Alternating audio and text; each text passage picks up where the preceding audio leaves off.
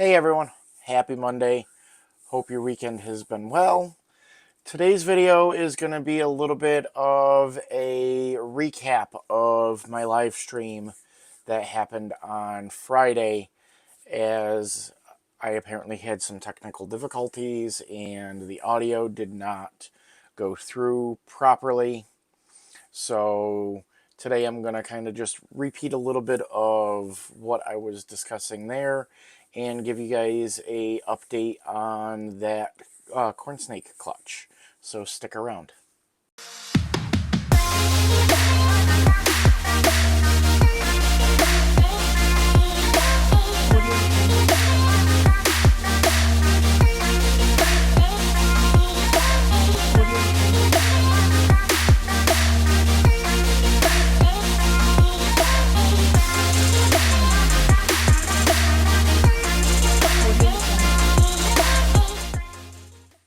Hey everyone. Again, thanks for joining me.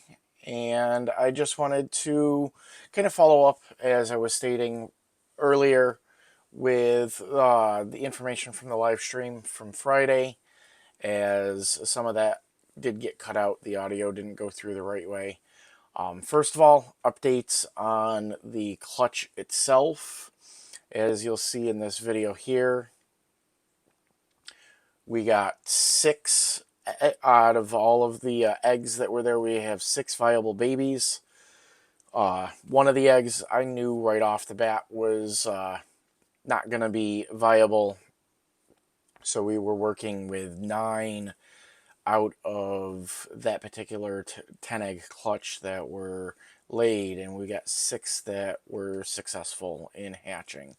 The other 2 that I had pointed out in the live stream didn't end up developing all the way, and I think that part of that was, once again, me not separating the eggs, kind of like I do with the ball python eggs, and that one going bad kind of moved into those 2 adjoining eggs that it was attached to.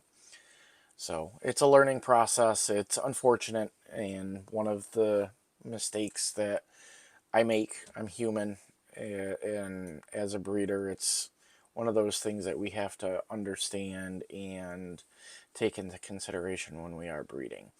But I wanted to give that update on the clutch. They have all moved to their baby bins and are going through their first shedding process, and then they will get their first meal, so that'll happen later on during the week.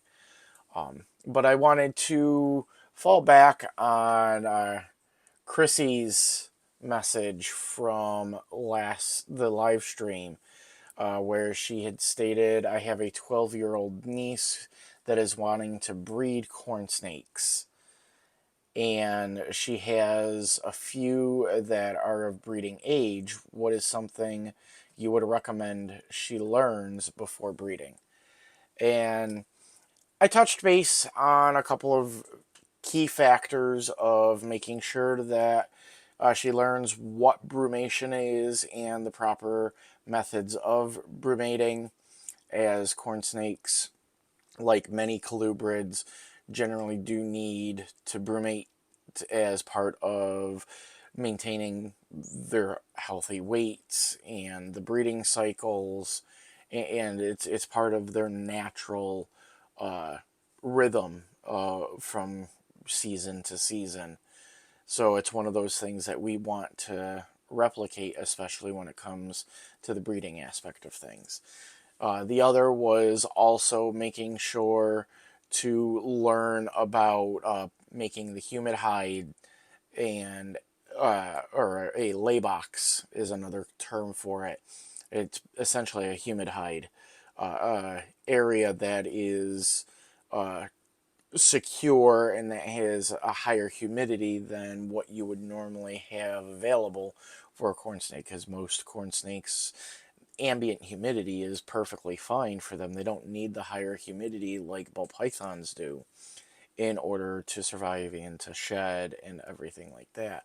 But when it comes to the breeding aspect of things, having a actual lay box filled with some damp sphagnum moss or You can even use the coconut fiber and just make sure that it's a little bit more moist. Just an area that's has more moisture and can provide more humidity and hold that humidity in is what you want when it comes to having a proper lay box for most colubrids. But that's all I really wanted to kind of go through and do today, was to just reiterate a couple of those key points. And Chrissy, again, thank you very much for that question. I do think it's a very important one, and it's so awesome that your niece is looking at such a young age into getting into breeding and learning more about that process. It's a great step in growing into the hobby, in learning some of the different aspects of how to keep uh, our animals when it comes to like the corn snakes and the brumation needs, or be it the ball pythons and the humidity needs. Learning those types of key pieces of information before you actually move forward to doing breeding is a very, very important lesson. So thank you again for that input. Otherwise, I hope everyone here has a wonderful 4th of July coming up for those of you that celebrate it here in the States. But thank you. If you like this video, please do hit that like button, as that helps me to know the types of content you guys are looking at viewing. And if you want, put suggestions into the comments in the comment section, as I'll take those types of inputs from you guys to create new videos and provide you guys information the way that you, with what you need. So questions like what Christy had make great topics to discuss and can provide lots of different information. So that's a really good thing to do. So please do put your comments in the comment section below. And also, if you have not done so, please do subscribe. And while you're at it, hit that notification icon, as that's going to let you know when I put out new videos and when I go live. I will plan on doing live streams a little bit more regularly, and you'll get those notifications when I actually go and put the live stream information up. And lastly, my Patreon is live. You can click on the link in the description below, and for as little as $1 a month, you can get early access to a lot of my videos. You can get access to anything that I have available for that I breed before it gets pushed to the public. And there's lots of other savings program aspects, so please do take a look at the different options that are available with the Patreon membership. But until next time, I'm Jack, and this is Python Addiction.